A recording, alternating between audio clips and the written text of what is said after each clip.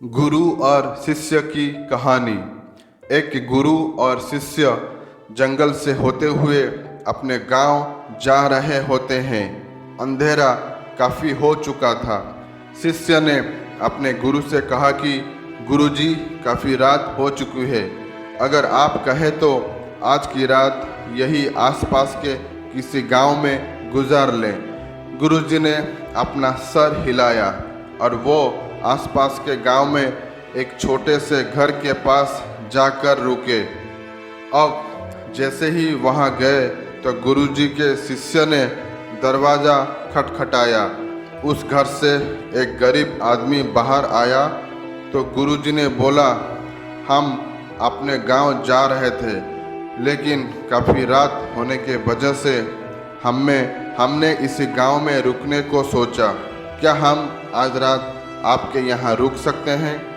गरीब आदमी बोला, हाँ क्यों नहीं, आप दोनों अंदर आ जाइए। अब जैसे ही गुरुजी अंदर गए, उन्होंने देखा कि उस आदमी के घर में बहुत ज़्यादा गरीबी थी। गुरुजी ने उससे पूछा कि आप काम क्या करते हो? वह गरीब आदमी बोला कि मेरे पास बहुत सारी ज़मीन है।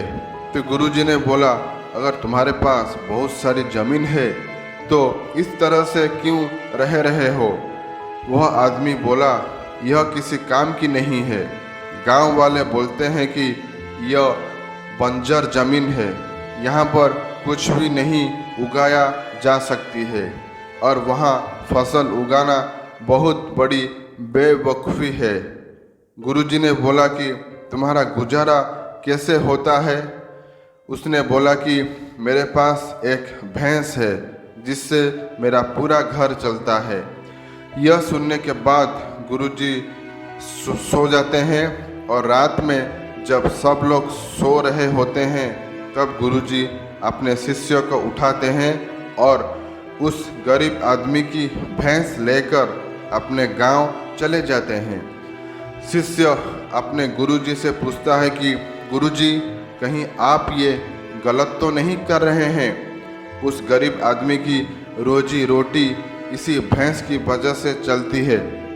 तो गुरुजी अपने शिष्य की तरफ देखते हैं और मुस्कुराते हुए आगे बढ़ जाते हैं। उस बात को तकरीबन 10 साल गुजर जाती है और जो गुरु का शिष्य था वो बहुत बड़ा गुरु बन चुका था।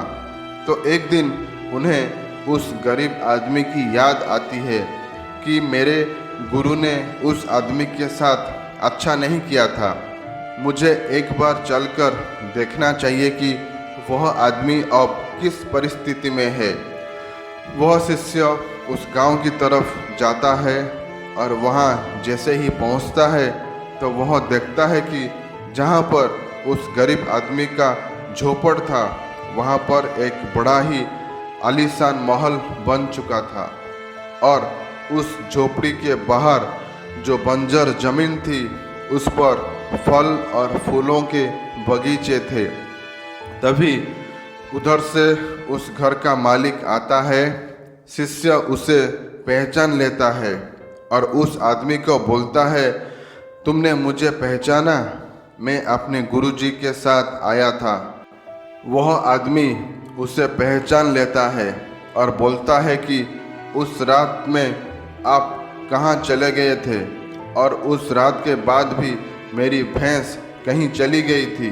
मेरे पास कोई रास्ता नहीं था, तो मैंने अपने ज़मीन पर मेहनत की और फसल निकल आई और आज मैं इस गांव का सबसे बड़ा और सबसे अमीर आदमी बन चुका हूँ।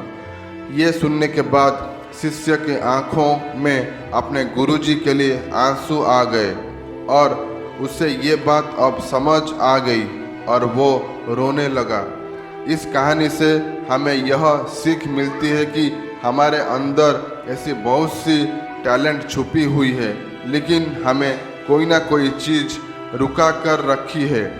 वो आपकी फैमिली वाले भी हो सकते हैं, आपके जॉब भी हो सकती है, कुछ और भी हो सकता है। देखिए, आपके पास भी तो भैंस की जैसी दूसरी चीज़ नहीं है जिसने आपको आगे बढ़ने से रोक कर रखा है। दोस्तों, अगर ये वीडियो आपको अच्छा लगा है तो इसे लाइक कीजिए, इसे शेयर कीजिए एंड ये चैनल को सब्सक्राइब कीजिए। दोस्तों, वीडियो अंत तक देखने के लिए आपका बहुत बहुत धन्यवाद।